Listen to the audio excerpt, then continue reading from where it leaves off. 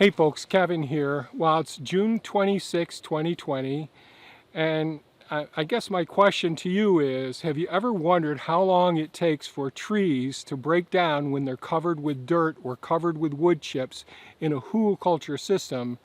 How long does it take them to break down? Little ones this size, how long does it take? Big ones this size, the trunks of the trees this long and being 30 feet long or longer? Well, that's one of the things that I've been trying to find out, investigate, by dissecting my hugelkultur systems that I no longer utilize. And so I'll step back in time for a moment here and say about 35 to 36 years ago, I first started coming back in this area that's cleared right here, right now. And I used a brush hog, which is a big rotary mower, 5 or 6 foot wide, that you drive behind a tractor, and it can knock down small trees, just a couple inches in diameter, the trunks and weeds and everything, bushes and blueberry bushes. It can mow those things all down. So I used to mow around some of the trees that I wanted to save and run over the trees that I wanted to get rid of, and saved all the blueberry bushes that the birds deposited here, the blackberry bushes, the raspberry bushes, the strawberry patches. So I used to mow all around in these areas, and the kids would come out and harvest them years ago when they were young. And now they're in their 40s. And then probably at some point in time, I can't remember how long ago, probably in the 90s, we decided to let everything grow up here when we were away, and everything grew up, so it became more of a primary forest area. And when I put the helmet cam on, I'll turn around and show you how quickly stuff grows up in just 3 years behind us here. And we live in Oswego, New York, which is a cold, temperate climate. So everything I'm going to talk about with how rapidly trees break down when they're covered with earth actually the context is we're in a very cold, temperate climate. Lots of rain and snow during the late fall, early spring, and snow throughout the winter. It's very cold. We get sub-zero temperatures here. So it's an ideal environment for growing food, and it's an ideal environment for gradual breakdown of hugelkultur systems. And when I say hugelkultur systems, what I'm talking about is the underlying approach is to lay down wood, cover it with soil, and then grow plants in that material. So you're sequestering that carbon and all. And I started off doing small systems on different parts of the property. But before I had really permanent raised beds, before I had really established food forests, the first food forest was producing for us back then in 2012. So in 2012, we had the solar panels installed. Then in the fall of 2012, I decided to come in here, and I hired my friend, Luke Gilbert, has an excavation service, and he had about a 28-ton excavator that he brought in. He had his about a 16-ton and a 28-ton excavators. And so he came in with the dump trucks. Now this is all gravel in here, harsh, coarse gravel. So what we did was we dug 5 long trenches here, probably about 70 feet long. The main hugelkultur system was dug 7 foot wide, 3 foot deep, and all of the big logs were put into that system. And we trimmed off all the limbs, packed them tight together. We cut off the stumps. This is different than my hugelkultur pits because we really packed everything in tightly with all the trunks of the trees. And in the other systems, so we had 4 additional hugelkultur trenches. They were all dug about 2 or 3 feet deep, excuse me, and either 3 foot or 6 foot wide. The big one was 7 foot wide by 3 foot deep. The other ones were either 3 foot or 6 foot, one on each side of the big one going down the center. Now, I'll show you in just a second here a video clip that I found when I was doing some research today, just trying to see, can I actually shoot any video footage back then? So you'll see some footage of me back in the fall of 2012 after our first installing of the Hugelkultur system. So after building this Hugelkultur, the main Hugelkultur mound that you're going to see in this video, I didn't want to use this bony gravel. So we took some scoops of gravel that was more sand than stone. I picked out many of the stones, and we put that on the Hugelkultur main mound itself. No other gravel was used in any of the other Hugelkultur systems. And once we had all the logs put up there and a little bit of sandy gravel, especially at the base of each one, then I went to our town garage where over the years, the utility companies would hire tree services to go around and cut limbs for the power lines.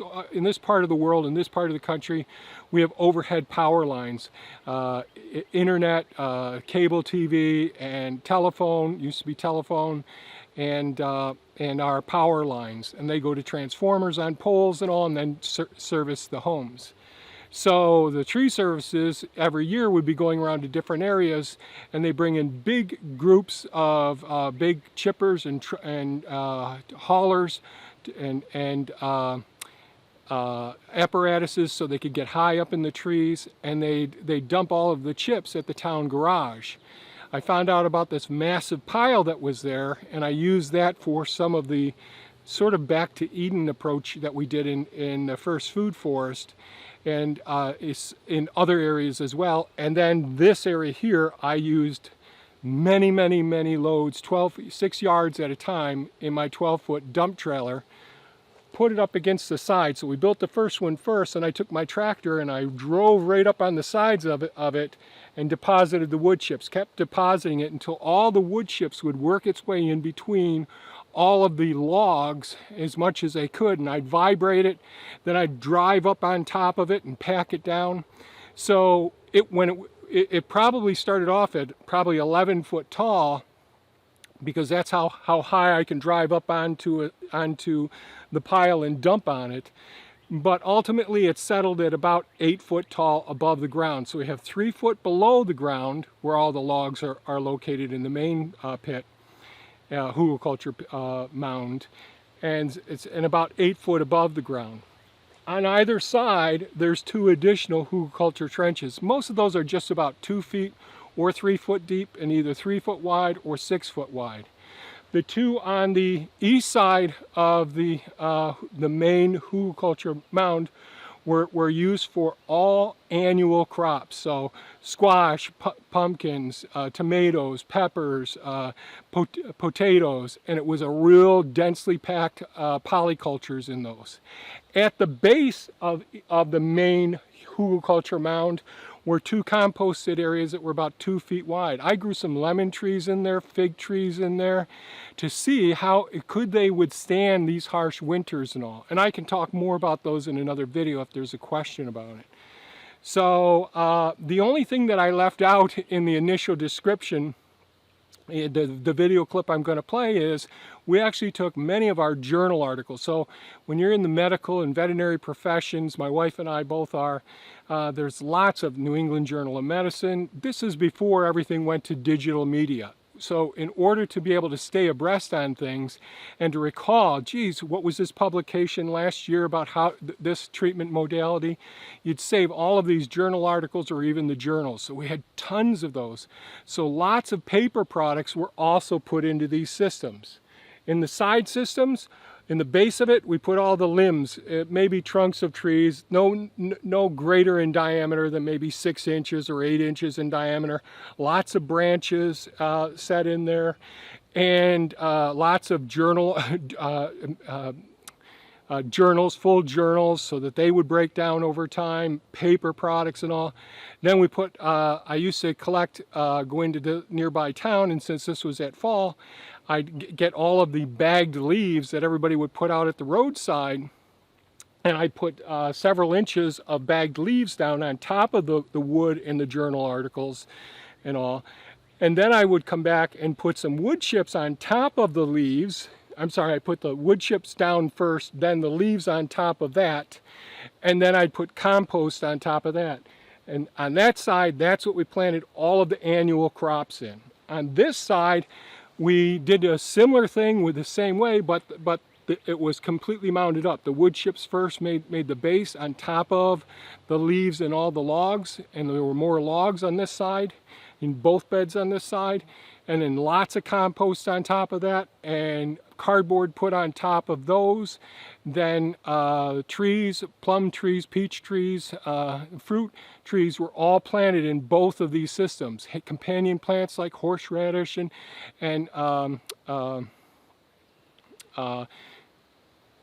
what else do we have? We had honey locust trees, various companion plants along on this side as well. So we had some fruit production on this side, it's perennial growth on this side, annual growth on that side, strawberries, corn, everything being grown in the massive system. And I'll share with you, these were abundant producers, absolutely abundant producers. What were the big problems? Well, all of them started as the smaller wood started to decompose, they really started to shrink down pretty significantly. The 6-foot wide bed on this side, on the west side, it broke down pretty darn rapidly, and I was worried about the fruit trees there. The 3-foot side, it was working great until the deer came through and rubbed each one of the fruit trees that were there and damaged them pretty severely. Then over on this side, these ones sunk down, and I ultimately decided I'm no longer going to add more compost and wood chips to these systems because we were so far away from the home.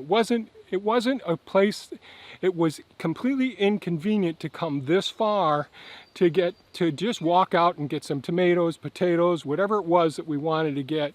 And it was a hassle hauling everything back and forth. We designed it perfectly, but it was too far away.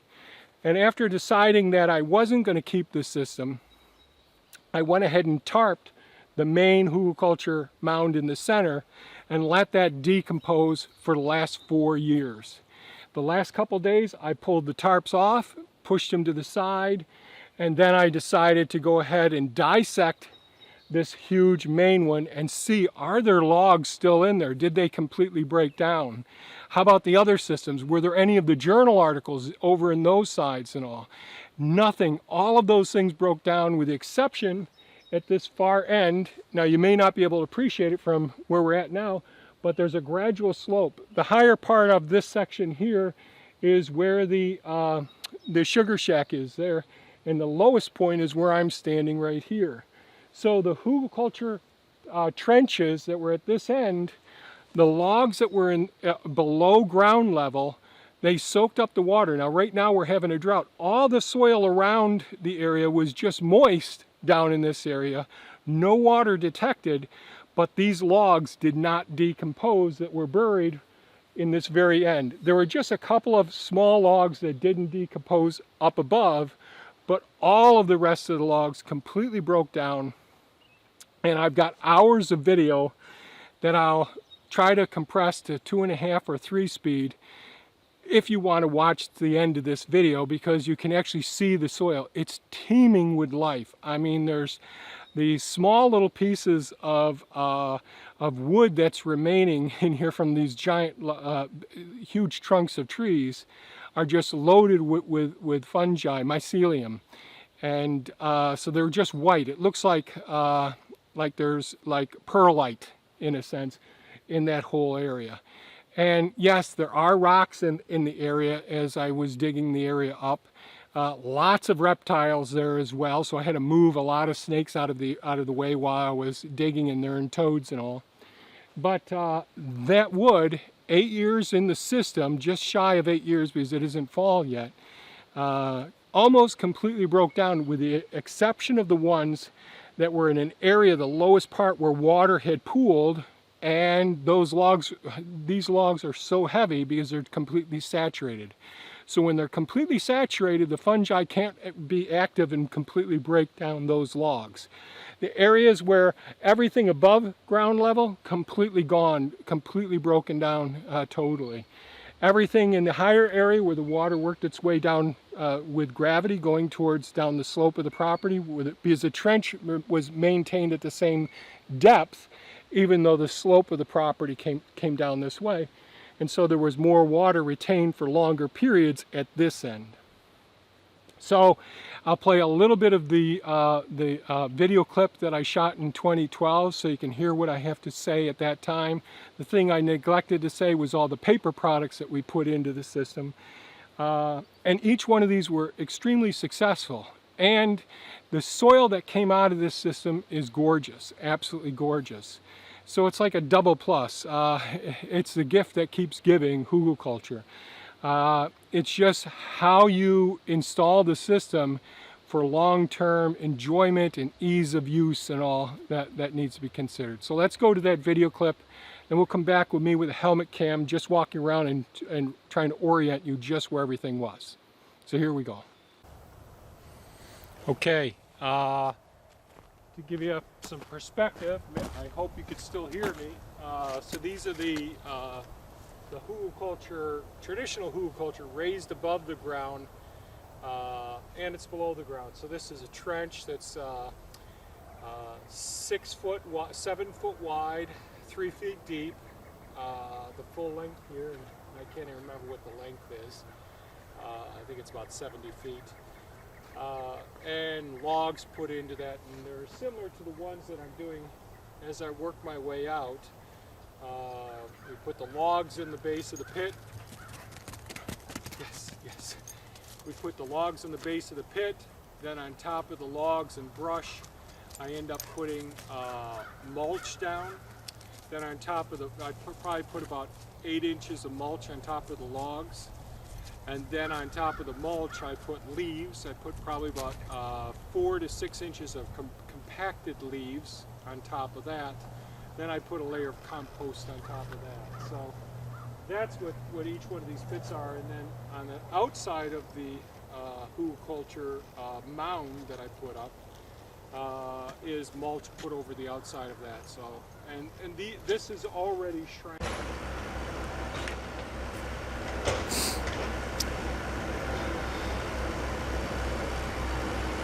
Okay, here's the large Hugelkultur garden that I'm putting in this fall, and it's 3 feet deep below the ground with many logs built up to about, it was originally about 8 foot high, a scant amount of clay, sand, the fill from all around here. I tried to pull out as many rocks as I could out of the soil, and then covered with mulch. So that's what that is. And then along the base of it, compost lying alongside of it. Left a little path for our four-wheeler to get around. And then this is a trench that's 2 foot deep, that's lined with logs from the woods, and then wood chips, mulch placed on top of that, and leaves on top of that. Go around and look around the edge here. I'll try and take some images along the way. But here's my four-wheeler with a load of bagged leaves that I acquired from nearby city. Up here in the Northeast, people are getting rid of all their leaves, raking them up and tossing them, and that right there is a large 3 loads that I went to town with my dump trailer and loaded up their leaves after dark. Not that I had to do it stealth, it was just the best time for me to go. Perennials along the Hugelkultur mound here. I'll be putting a few more of these in around the property as time and energy permits.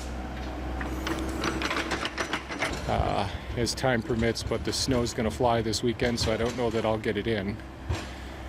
But I'm working on one hour here on the other side.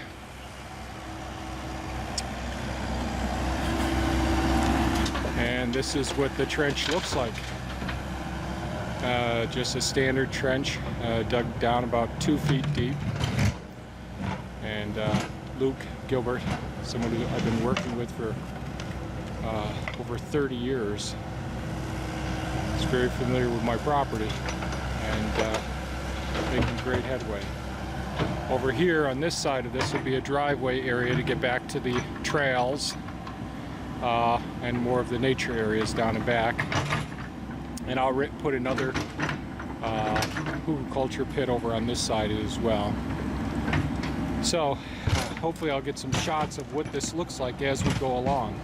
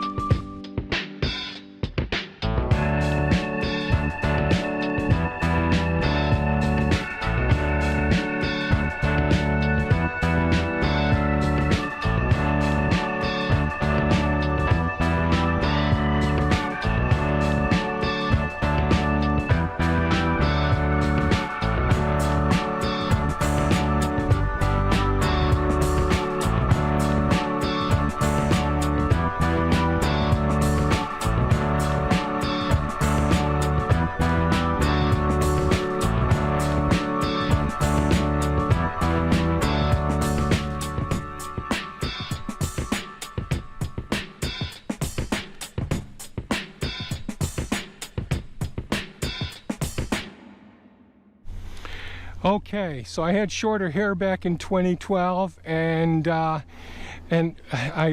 think I showed fairly well, and there'll be a couple of photos showing what's going on as well besides the video clip there. But the main mound ended right about here where I'm standing right now. You can see the grass line right here, and it was piled right up here, so it was 3 feet below the ground level that I'm walking on now. And the other end of it was at a hydrant. So I brought water out here to irrigate the system the first year that we put it in. So there was some irrigation. It was overhead sprinkler. No, the first year was just using hose and soaker hose is what we used. That's right. We didn't use any sprinkler back here. So I put like 3 strands of soaker hose down the top of the Hugelkultur system and 1 soaker hose going down each one of these systems. This pipe here alongside of the hydrant, that goes to water totes that are underneath the solar panels there. And there's pond 6 over there that's dried up that I'll talk about in another video. So we had this huge Hugelkultur mound right here. Is this thing on? Yes, it is. Sorry. Just checking to make sure this is on. Huge Hugelkultur mound right here in this area, going right down almost to where Pepe is. And then at the base of this Hugelkultur mound was some compost about 2 foot wide. Then we had a driving path that was probably about 5 foot wide after the 2 foot wide compost at the base of the big Hugelkultur mound. Then we had a 3 foot wide Hugelkultur trench that was used for growing our produce, another 4 foot wide path, and then a 6 foot wide Hugelkultur trench down here. And again, it had all the logs and branches, and then on top of that we had the wood chips, and on top of that, and of course there were all of the journal and paper products, lots of paper products in these areas. And then on top of the wood chips we had leaves, and then compost on top of those, and we planted into there. These two sunk probably over a 2-year period, maybe about 9 inches, 10 inches, not quite a foot deep. So I added more compost to the tops of those and continued to grow. Over on this side, same thing. We had a 2 foot wide compost system here, and it was wood chipped on these paths. I forgot to mention that. So on the 2 foot area we grew corn in this area the first year. Then we had a 4 foot path, and then we had a 3-foot wide trench right in this location, and this had paper products put over the top of it besides all the things I already talked about, and it was a nice large mound. Actually, this is way down here. Sorry. This is how far we are when we get down to here, because that little honey locust there was one of the seedlings that I put in there to save later on. But there was a large mound here on top of this 3-foot wide trench here, where the plum and peach trees were all planted down here. There was also horseradish, seaberry, various flowering plants, and beneficial insect plants in here as well, nitrogen fixers, comfrey. All of those things were in this mound for perennial growth. Then this is the roadway, and back there, that's all new growth over here on this side, because there's a road that actually goes down to the beaver dams and all that. Pond 7 is right behind Pepe over there, but this is the access road. Then over here was the 6-foot wide Hugelkultur trench that was a large mound, and we grew fruit trees just like the other side over there. But this one, because it was so wide and had so much smaller wood in it, it decomposed very rapidly and sunk down. So these areas needed to be filled in over the years. It's been 8 years since I've built these systems, and 4 years since I've managed them. Over those 4 years, everything continued to break down. This tarped area was probably only, I'm guessing, 3 to 4 foot above ground level when I first came back here to remove the tarps and start digging it out. Now, if you're interested, there is probably an hour-long video showing me taking Bumblebee, the mini-excavator, taking all of the soil, what was wood and soil loaded with mycelium in it and loaded with microorganisms in it, taking it and reaching over and filling in these voids, which were these Hugelkultur trenches over in this area that had sunken down. So I dig all that out. There was one log in this area. There are some small pieces like this piece here, and if you don't want to watch the whole end of the video, I'll show you the logs that were in this end of the huge Hugelkultur system here, where water had been retained in this area for some period of time. Right now, there wasn't any water in the trench. There were just a few logs.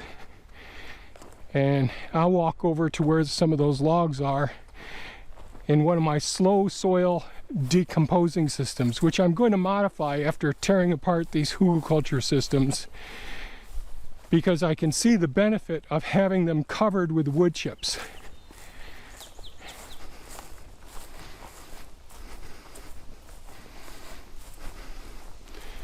I've got to clean out that swale right there. Here's pond 7. This is about the lowest it has ever been. Really nice wildlife pond in here. And this is part of the spillway going across a swale system, and then the water I redirected into the woods over there.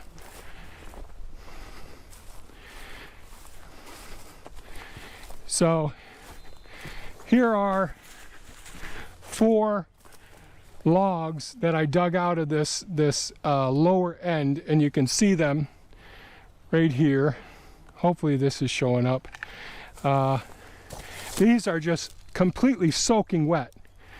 As I do this, I don't know if you can see it, all the moisture there. These are just completely drenched. So these things, these rich carbon, whether it's wood chips or logs or whatever, hold so much water.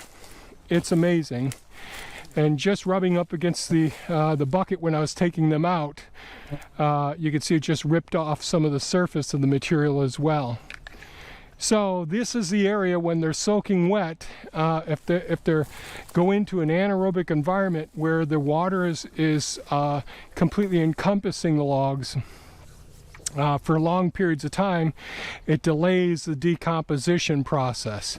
Where the areas that were nice and dry, well, they broke down beautifully. Well, hopefully that I explained that fairly well. The process of installing the Hugelkultur systems, they're all partially subterranean, and some of them are just at ground level to grow annual crops, our vegetable crops, and some of them were nice large mounds. And you can see by that honey locust, it's just about at ground level. So a 3-foot wide one with all those woody materials and paper products decomposing over the years brings it down just about ground level.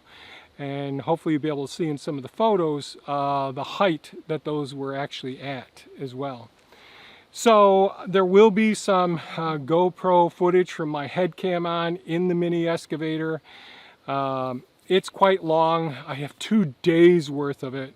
I'll just put the first part on, and the reason that I'm adding this on is folks that are like me, that are really anal retentive, I really want to see what the stuff looks like. Because otherwise I'm questioning, how did you do this?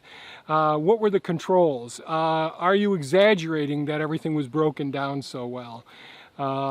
I just want to share that information. I've had so many good questions about wood chips and the factors that either enhance decomposition, some of the properties of the wood chips. There's been so much information about nitrogen sapping from the wood chips and all, and that's one of the reasons why I've gone over these and tried to be rather scientific, and in this case be thorough by providing footage as well. Now some people enjoy watching long videos, whether they're drone shots or they're somebody running heavy equipment. Some people don't like it at all.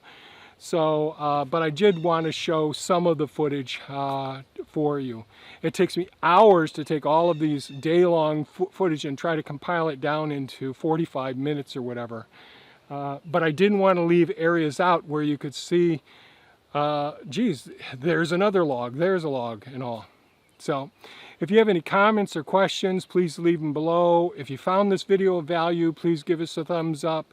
Knowledge is power, and understanding in a cold temperate climate like zone 5A here, just how quickly you can expect things to break down and why we're taking it out of here, why it's just not convenient being this far away. Why did we want to clear this area for solar panels as well? So in upcoming videos I'll be talking about how I'm going to manage this area, what we're going to put in here, things that aren't going to require quite as much time. So thanks so much for watching, folks. Share it with your friends, and by all means stay safe and stay healthy. Take care now. Bye-bye.